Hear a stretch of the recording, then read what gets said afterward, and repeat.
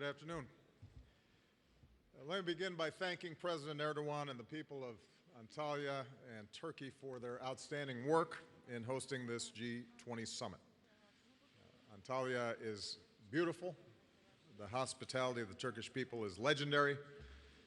To our Turkish friends, çok teşekkürler.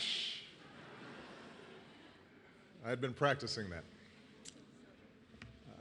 At the G20, our focus was on how to get the global economy growing faster and creating more jobs for our people. And I'm pleased that we agreed that growth has to be inclusive to address the rising inequality around the world.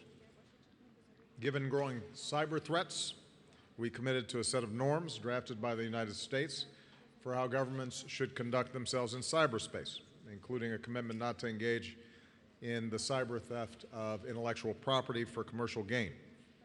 And as we head into global climate talks, all G20 countries have submitted our targets, and we've pledged to work together for a successful outcome in Paris.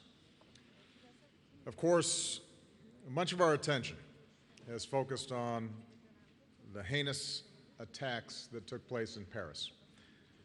Across the world, in the United States, American flags are at half-staff in solidarity with our French allies. We're working closely with our French partners as they pursue their investigations and track down suspects. France is already a strong counterterrorism partner, and today we're announcing a new agreement. We're streamlining the process by which we share intelligence and operational military information with France. This will allow our personnel to pass threat information, including on ISIL, to our French partners even more quickly and more often, because we need to be doing everything we can to protect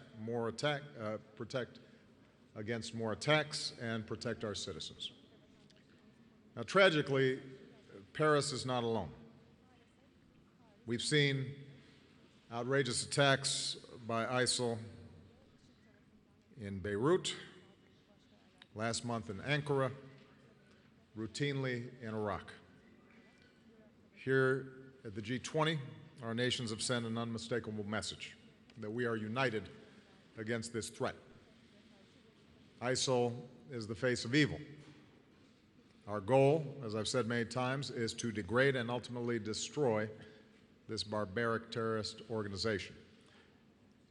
As I outlined this fall at the United Nations, we have a comprehensive strategy using all elements of our power: military, intelligence, economic, development, and the strength of our communities. We have always understood that this would be a long-term campaign. There will be setbacks and there will be successes.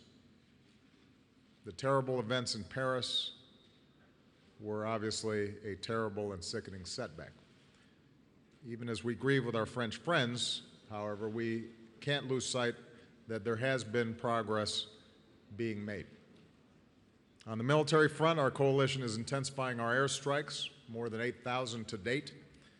We're taking out ISIL leaders, commanders, their killers. We've seen that when we have an effective partner on the ground, ISIL can and is pushed back. So local forces in Iraq, backed by coalition air power, recently liberated Sinjar. Iraqi forces are fighting to take back Ramadi. In Syria, ISIL's been pushed back from much of the border region with Turkey. We've stepped up our support of opposition forces who are working to cut off supply lines to ISIL's strongholds in around Raqqa. So in short, both in Iraq and Syria, ISIL controls less territory than it did before. I made the point to my fellow leaders that if we want this progress to be sustained, more nations need to step up with the resources that this fight demands.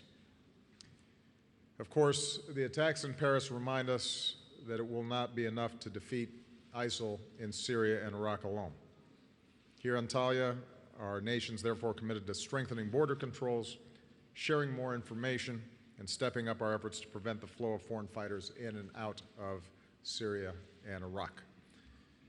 As the United States just showed in Libya, ISIL leaders will have no safe haven anywhere, and will continue to stand with leaders in Muslim communities, including faith leaders, who are the best voices to discredit ISIL's warped ideology.